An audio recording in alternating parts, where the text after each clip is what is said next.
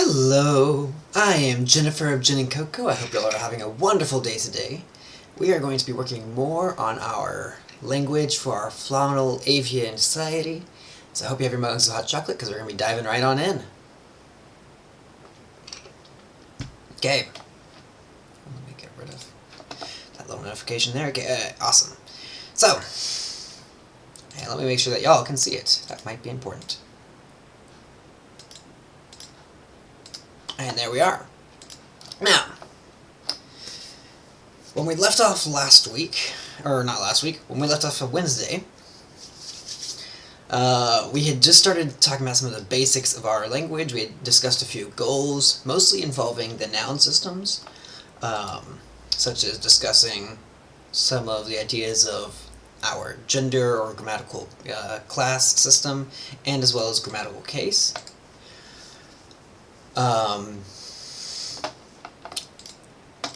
And we'd also mentioned just the very, very basics of some syntax, and had started to talk about some of the tense, aspect, mood elements attached to a verb.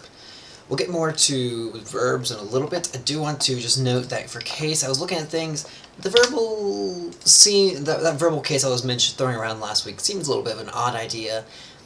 I'm not going to throw it out entirely, but I doubt it's going to be in there. We'll leave it at that.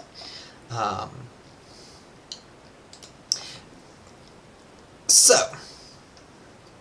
we're going to hop back over to verbs, and we're going to start talking about these some today. So past, non-past is, I believe, where we're going to start off heading with this, as well as just a basic imperfective, perfective distinction. Just keeping it simple, not going in too much detail, because this is an early language, it's a proto-language, and while we could go with a more complex system, that's not really why I want to focus the energy on this right now. I think right now we've got a fairly complex noun system arising, and while I don't want to go too Englishy and keep the verbs too simple, we are going to find some other ways to make the verbs more complex than they are in, say, English, with tense and aspect is not going to be our focus for doing that. At the very least, if we do, we'll be start adding in moods and some other things. That said, we should start thinking about how some of the words that some of these things are going to be evolving from, especially since these are not going to be typical to what you would see in a human language. For instance, I know that in some languages, or I believe in some languages, that the perfective or imperfective will sometimes come from the words. I want to say they will sometimes come from the word. Let me rephrase this. Some verbal things will come from postural verbs, such as to sit, to stand, and such as those, or to lay down, to hang. However, posture is a different concept in alien species, such as these. So we can't necessarily rely on that specifically. I do think we should look into postural verbs, like what sort of postural verbs would be used and readily available. However, I think this would also be subjective to our gender things because of the whole differences between the two species.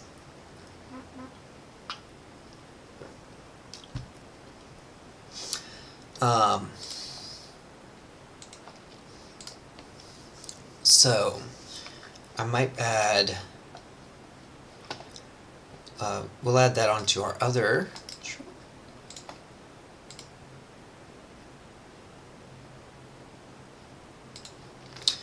that we also have not just locomotive and sensorial, but also postural differences. How do you sure? It comes from posture, right? Yeah. Postural differences.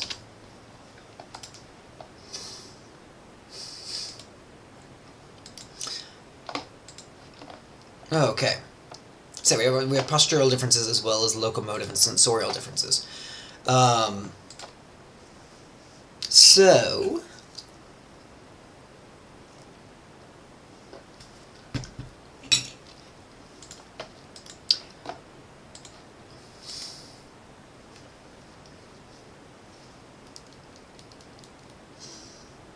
So one thing I'd thrown out last time was that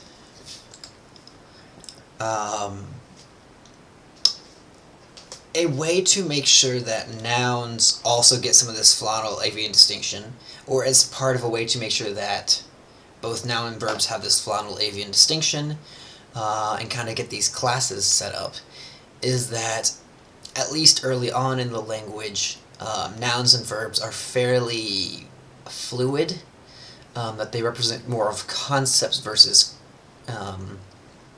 concrete things. I'm having trouble thinking of a specific thing at the moment. Well, actually, it'd be like a just actually, here's a simple example. Something like the word for run would both mean running as the action and someone who runs as like a noun. That would be a simple example. Or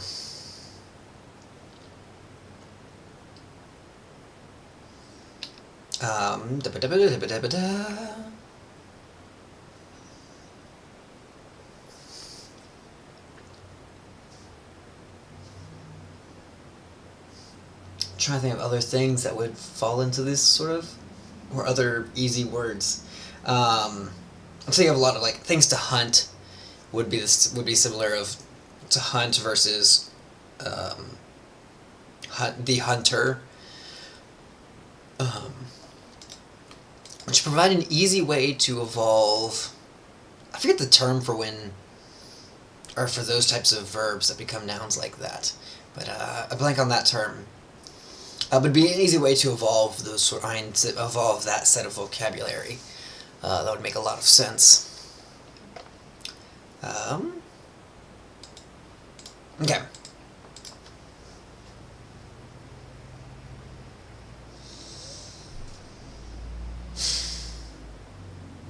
So, doo-ba-doo.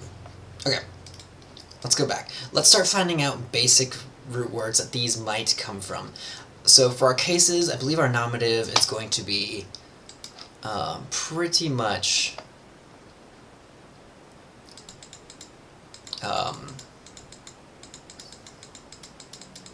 so I'm trying to find a symbol here. There we are.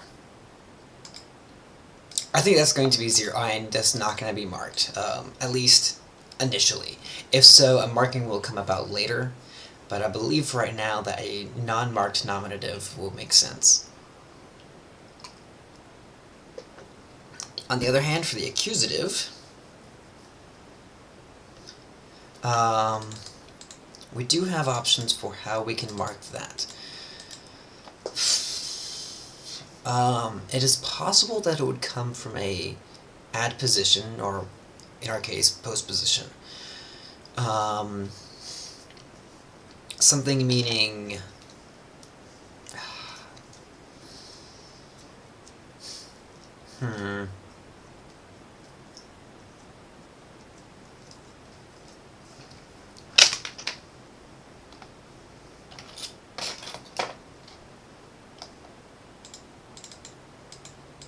let's see, accusative would come from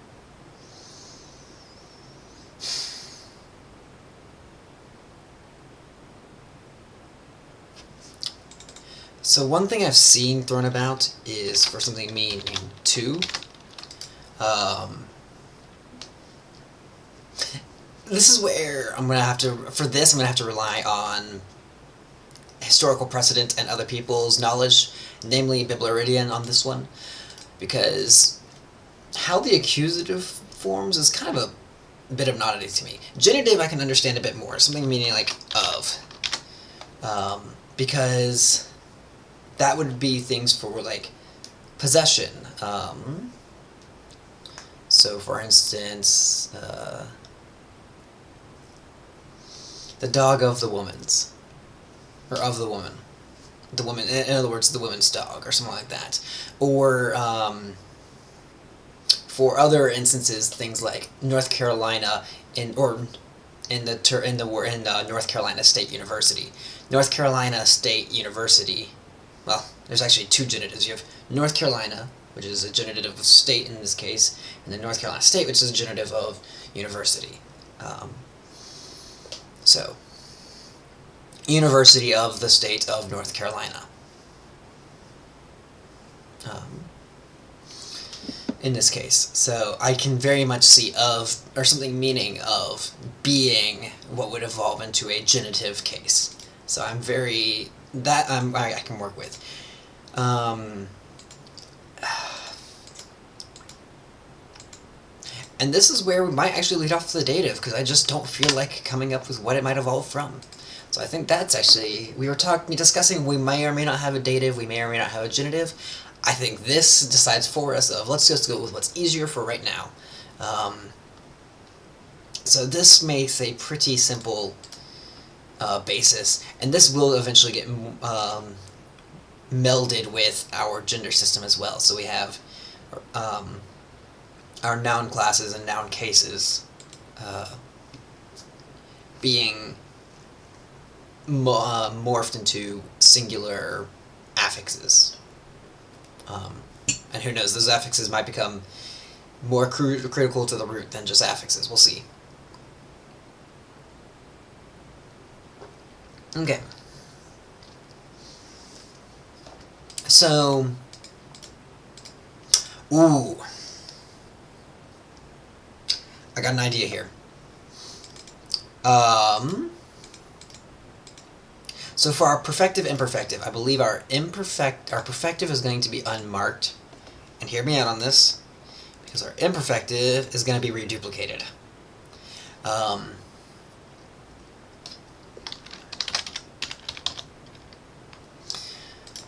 Because perfective is a solid, quick, instantaneous.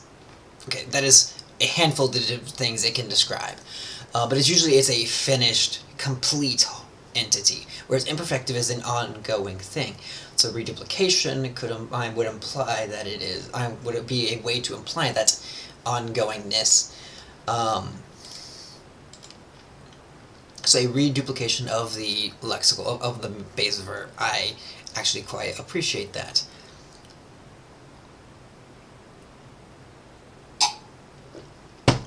So. This would mean that, say, and the other reason why I want to do reduplication is because this is, because this is a language inspired by avian species on Earth.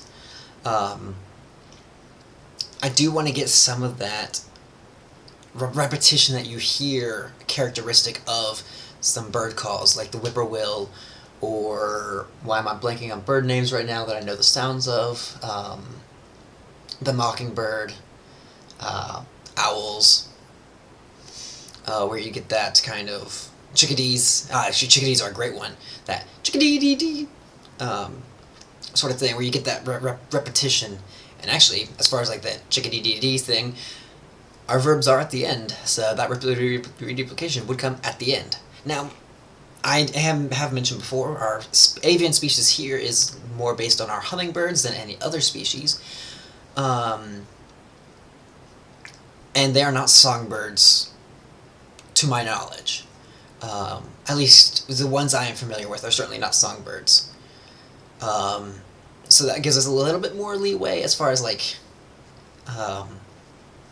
going on some issues. But I do think reduplication here is going to be the right move as a way to pull that from. So now we have our look at our past and non-past differences. So our non-past, I think that's clearly going to be an unmarked form, because that's what includes the present. Our past, however, could come from something like to finish. It could come from a postural verb, potentially. Which I almost kind of want to make it come from a postural verb.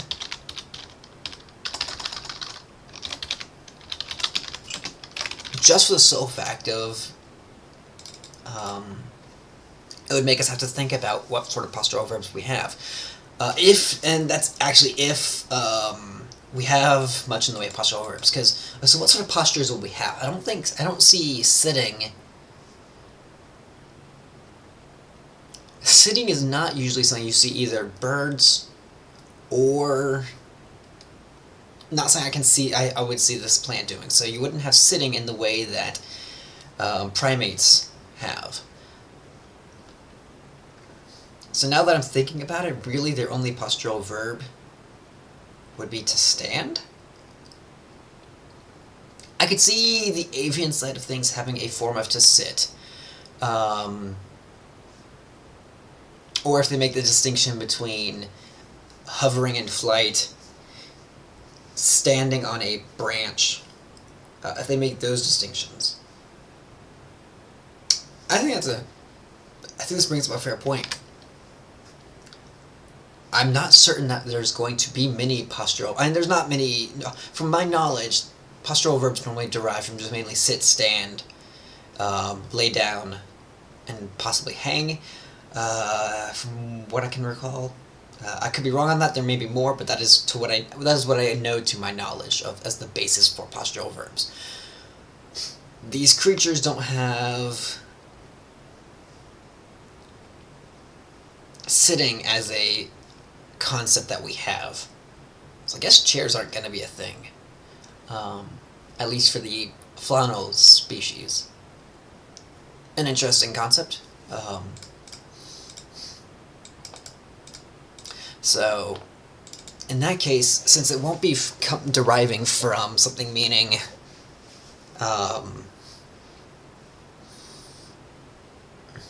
since it won't be deriving, since at this point I don't see us deriving it from a postural verb, it would make more sense to use something like to finish, or, once, although that's not a verb, but that'd be an interesting way to derive a, past tense.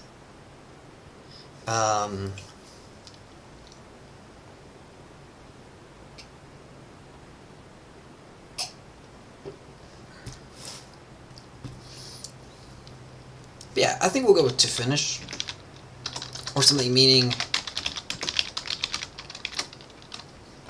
I know something other. It's like to finish, to know, to understand.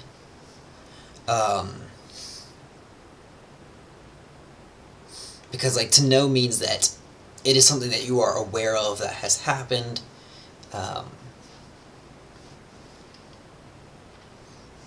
So one of those, to finish, to know, to finish, to know.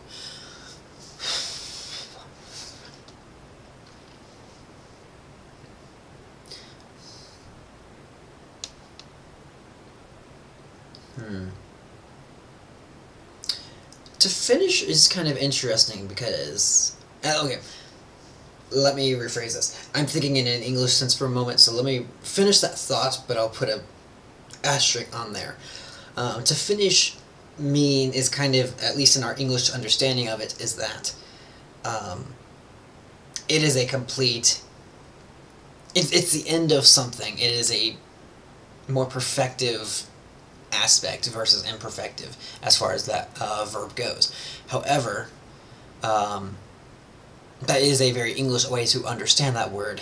I could see, like, to be finishing would be a imperfective format of that, of to finish.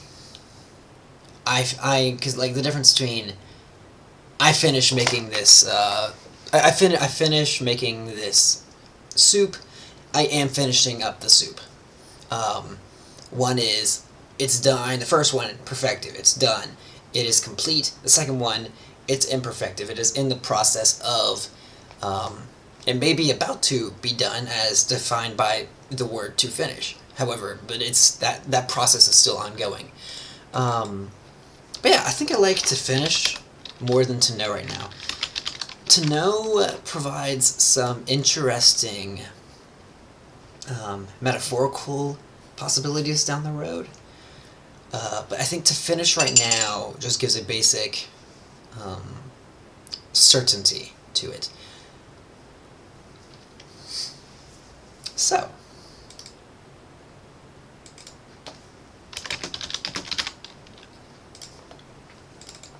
and the more I look at this word, the more I'm seeing the adjectival form of Finland and not to end. So that's why I added that on there. Okay, so I think this is a good way to start with this, which would mean that we'd get a basic chart of, hold on, let's get of past, non-past, actually let's, and, actually no, hold on. And imperfective, or we'll do perfective, imperfective,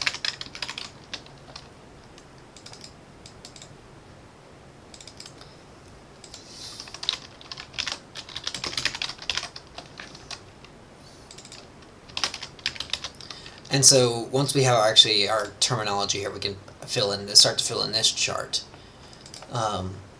But we do know that this here will be unmarked.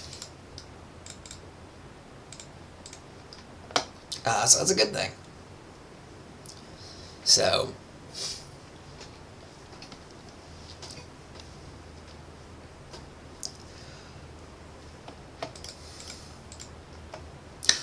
for just like a basic idea or sample sentence using English terminology, you would have the difference between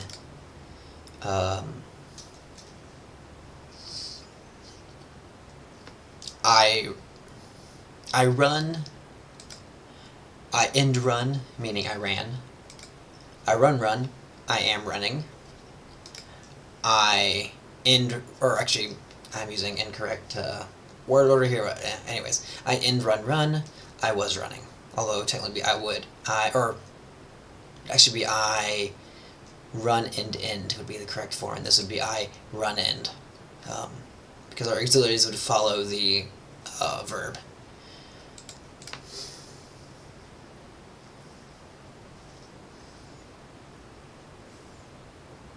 Okay.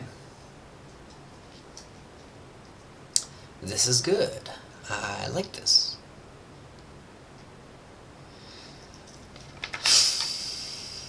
So, next we have, so we have a start on to some of our,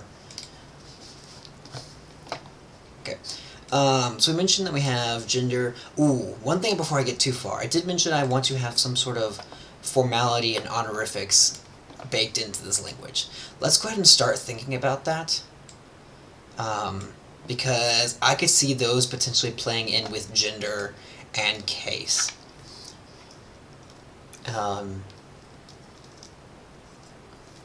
So,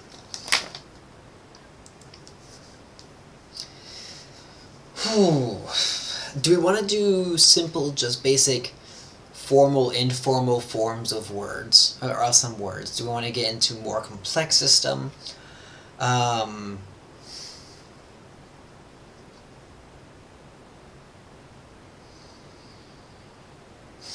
Do we want to account for, or do we want their formality system to account for gender? Okay, let's actually hop over to our sheet here and consider things. So, alright,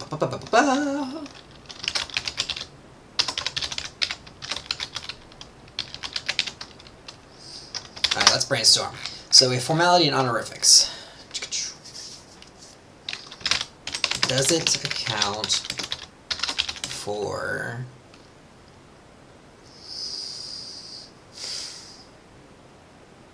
blanking on a term, or does it account for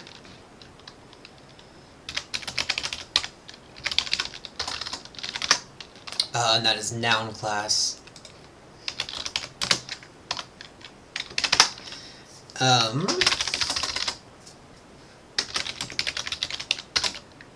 How complex is it? How pervasive is it? I do want it to be very pervasive. I want it to be...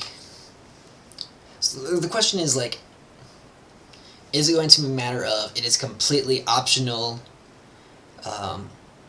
in a sentence, or it's going to be like once it's established, or once it's been established, it's kind of gets dropped unless for specific emphasis, or is it something where you cannot speak a sentence without utilizing formality and correct formality and honorifics. And for complex, is it like, do you just have a simple formal, informal distinction, or does it get more complex than that? Are there levels to the formality? And that's part of where the gender and noun class would come in as well into this society.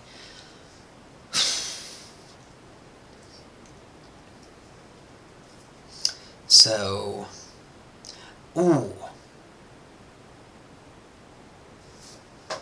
I think we need to figure out some more of the society here, is what we're running into. We are not certain of, because some of this is going to stem from family structures, I believe, and at least how this early culture views family and family systems. So, I think we need to work more on that, on some of our culture, in order to figure out some of these formality and honorifics. So,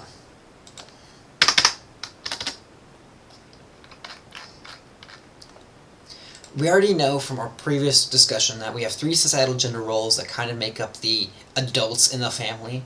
And then you get sibling groups of nestmates.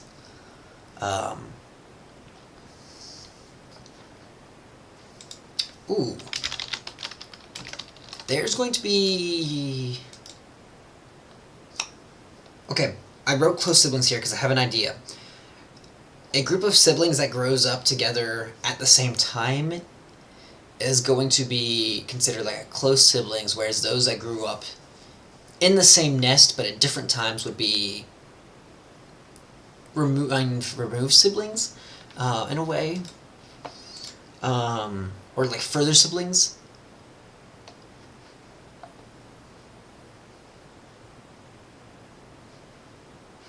So, for instance, if one year there are 2 birds and one Flaunal, one Flaunal plant that share a nest, those would be the close siblings.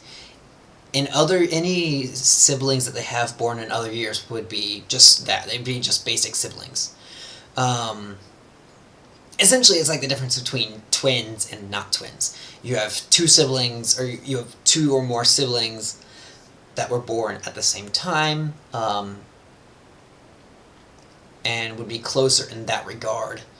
That said, this should not be confused with twins, because twins would still technically be possible, at least to my understanding, in the avian species. I don't know, actually, now that I think about it, I don't know if I've ever heard of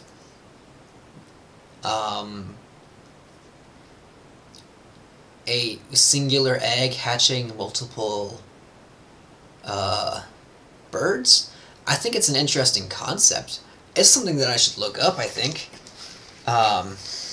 Can birds hatch twins?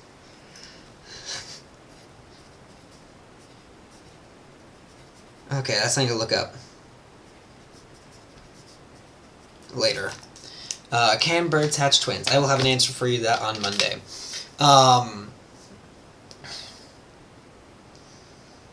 But the other thing is, I don't think that plants can hatch twins, as it were, either. It's maybe something I'll look up when I'm looking up the can birds hatch twins, do plants produce twins? Can a singular seed produce 2 plants? That actually, now that I word it like that, that sounds likely, but I'm not certain. It's an interesting thought. That said, twins is a different concept than this close siblings one.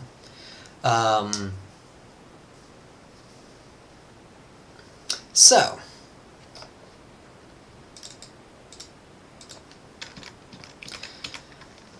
that said, this said, so we know basic family structure. We know, and pretty much we know the defaults of family, of how it works. What we don't have is the complex how it works over time, generationally. Is there matrilineal or patrilineal or flaunilineal, I guess? Lines that are fallen for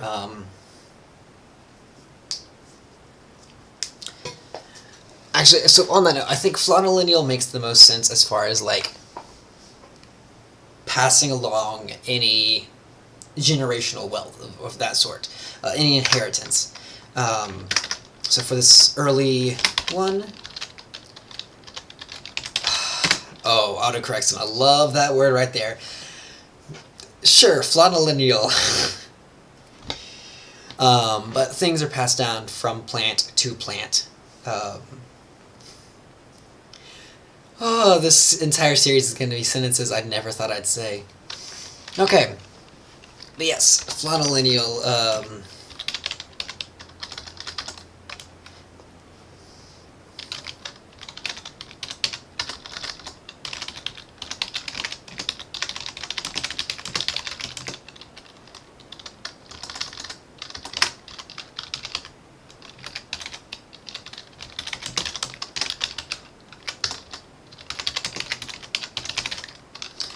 from flaunal creature to offspring flaunal creatures.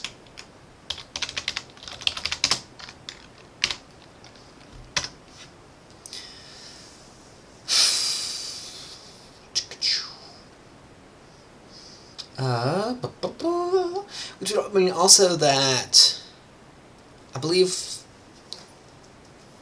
matrilocal and patrilocal are our terms, which in this case it would be flaunalocal.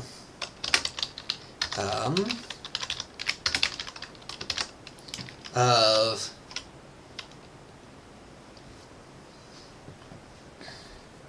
generally speaking, avian species leave home to live with in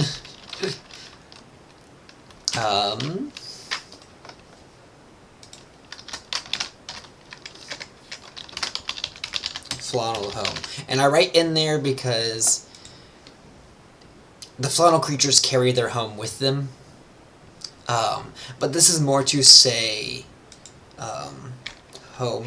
This is more talking about region, though. Because regardless, the avian species are always going to live, their home is always going to be inside the flaunal portion of their mating trio. Because that's where the nest is created for these creatures. However, so this is more like if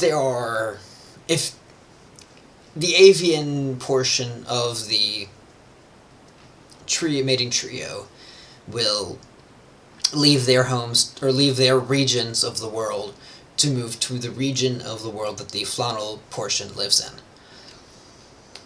Whew, this is going to get complicated real quick.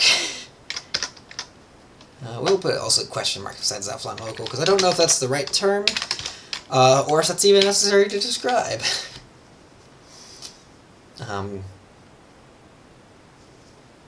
So, flaunilineal, flaunalocal. You also get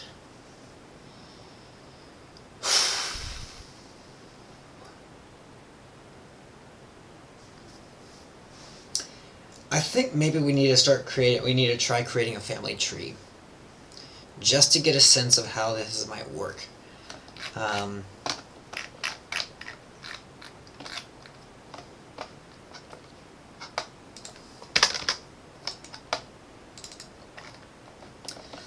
So I'm going to create a new Excel document for this. Oh boy.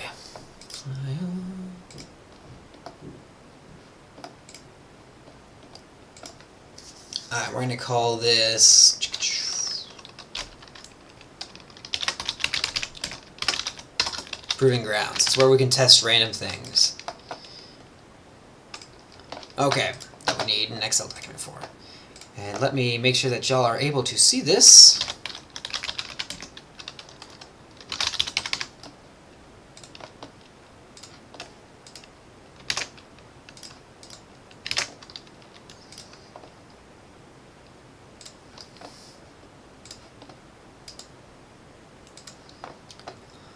Okay.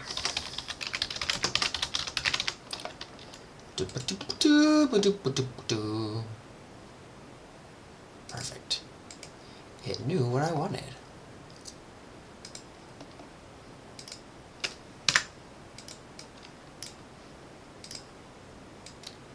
Okay. And you should be able to see it now. Awesome. So let's make this happen. So let's family lineage. So first we have you. Or let's have a reference. There's a word for the reference point in a family tree, and I cannot remember the name of it. But let's start with a Flaunal creature. Because if we're tracking things through the Flaunal line, that might be the most sense to do. So above that we have 3 lines. We have our Flaunal,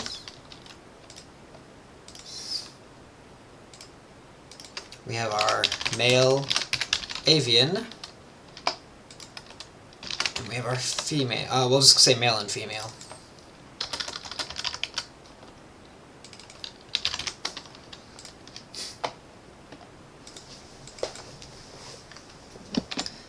So, we'll call this generation 0, because this is us. Oh, actually, let's do colors here. So green will be Flaunal plants, blue will be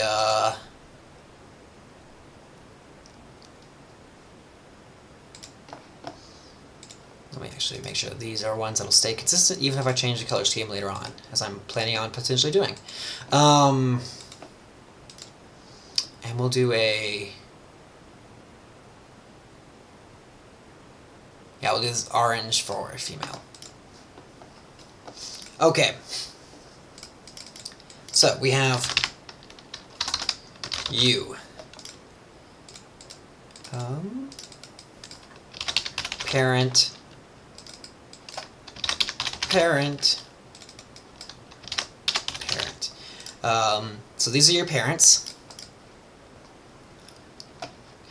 This is gonna look so weird to without context. That's generation -1. And then you would have underneath you, we're going to ignore spouses for the moment, or significant others, but you would have your, actually just continue working up, but each of these would also have their own sets of parents, which would be grandparents of a form. I think we're only going to go up to -2 for the moment.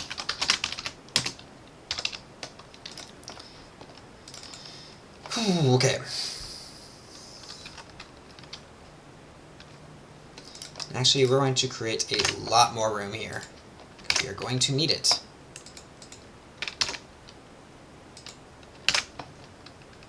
So here we would have grandparent. Dang it, wrong button. And again, we would have female, Flaunal, and male.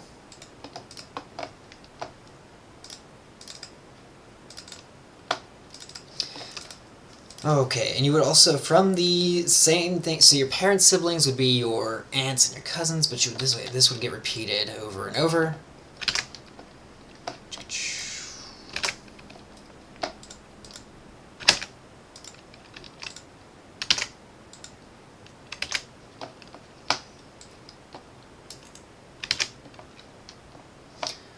Three, four, five, six, seven.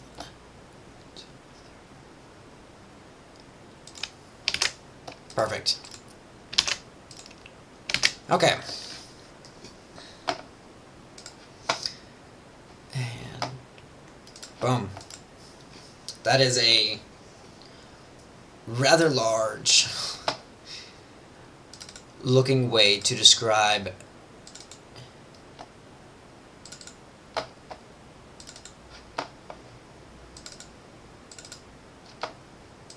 and this is also an expanded view that I was going to plan on allowing for aunts and uncles, however that would get a lot more complicated, so we are not going to worry about that right now.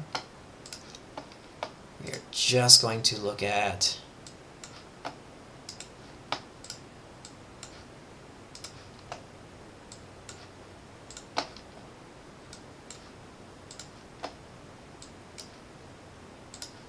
yeah, we're going to ignore any siblings for the moment, I think, with this. So,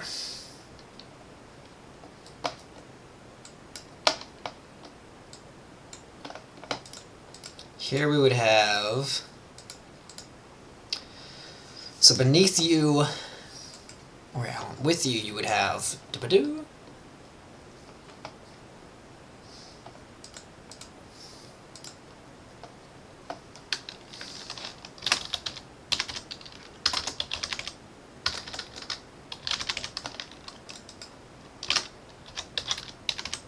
You would have your two spouses. Again, one masculine, one feminine. And then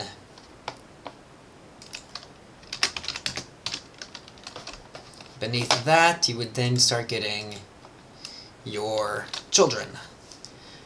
Okay. I knew these family trees would get complicated, or not complicated, but would get expansive, just because if we're going to try and draw it in 2 dimensions, you've got 3 different lines to include. So this is just looking at your immediate parents and grandparents. So rather than things increasing by a power of 2 going up, they increase by a power of 3.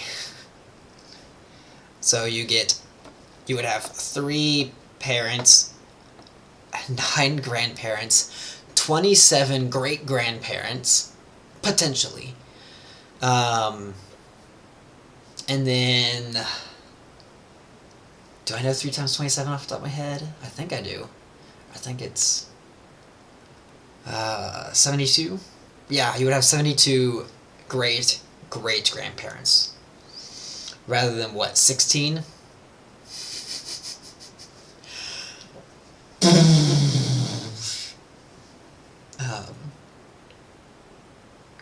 However, it should be noted that there's going to be a different understanding of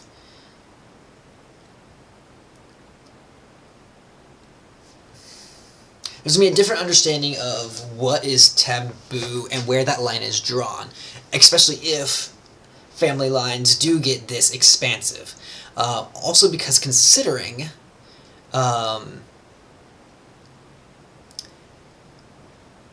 you do not need to worry about the detrimental effects of close relation or of close offspring, or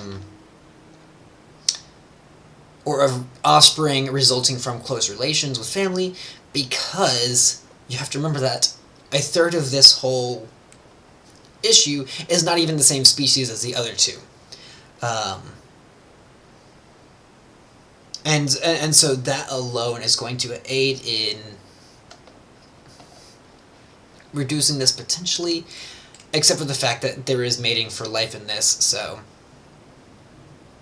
yeah, it's going to get complicated, or it's going to get large very quickly. Family reunions are going to be massive. Family households are going to be, can potentially be massive. However, that's going to be certain, mostly in terms of sheer numbers, not necessarily in terms of like space and such, because you have to remember, each plant is its own house, is its own walking house, so it's going to be carrying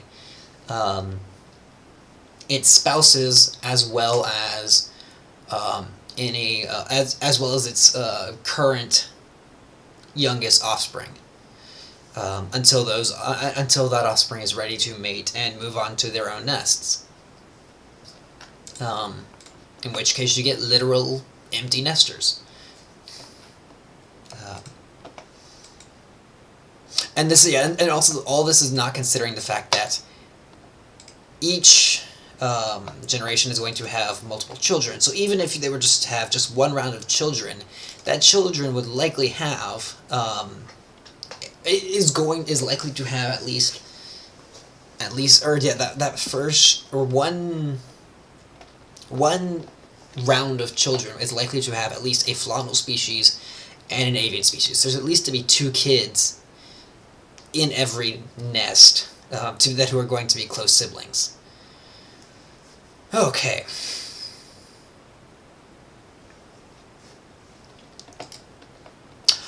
It's also worth noting that it is not as likely for a Flaunal species to have a close sibling that is another Flaunal species, or another Flaunal creature. By the sheer fact of normally, while potentially 2 Flaunal creatures could occupy the same nest, to my knowledge, or to what I've said so far, the Flaunal creatures will grow 2 flowers, which means there are potentially 2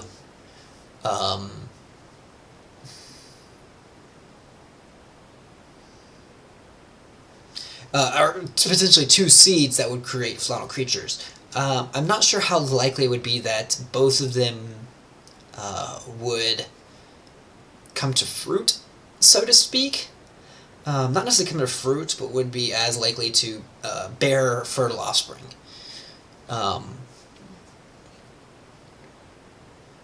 Not fertile offspring, to bear viable offspring. They will likely, it is likely that, actually, let me put an asterisk on this too. So what I was going to say, it's likely that both would produce fruit for the young to eat. However, that almost may not be the best idea. It is possible that only one would produce fruit and an offspring. That way the other one is left as a continual source of nectar for the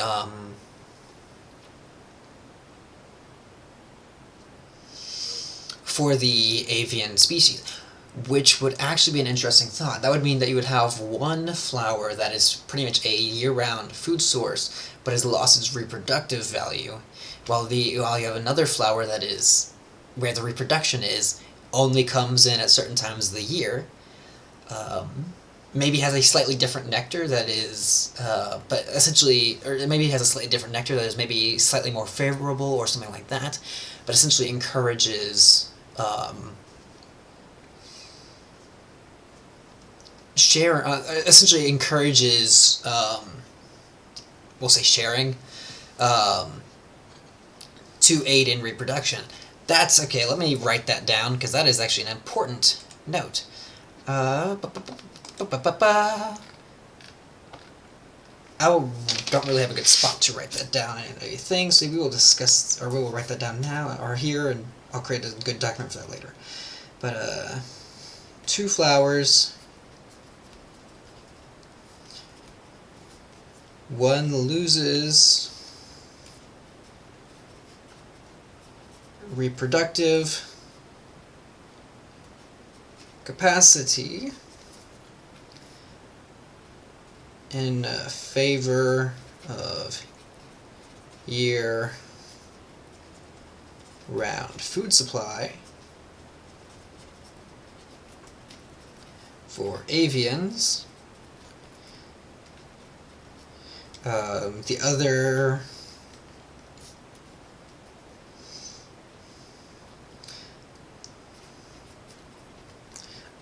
has, or well, not other. The reproductive one has a specialized nectar.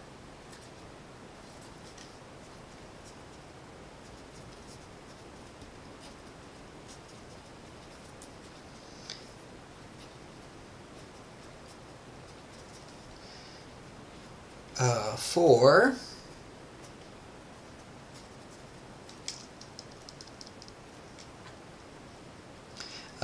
reproductive flower has specialized nectar.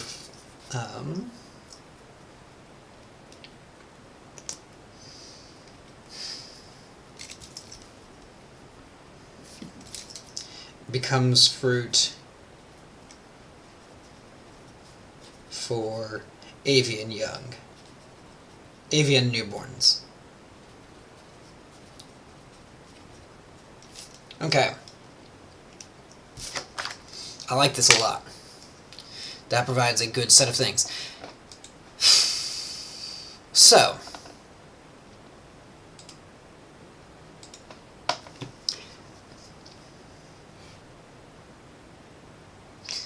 we've looked some more at our family structures. I don't know how much we actually accomplished today, just because of we're looking at stuff, we were just kind of writing out stuff we were already aware of. We are going to need to come up with family terminology and that sort of stuff.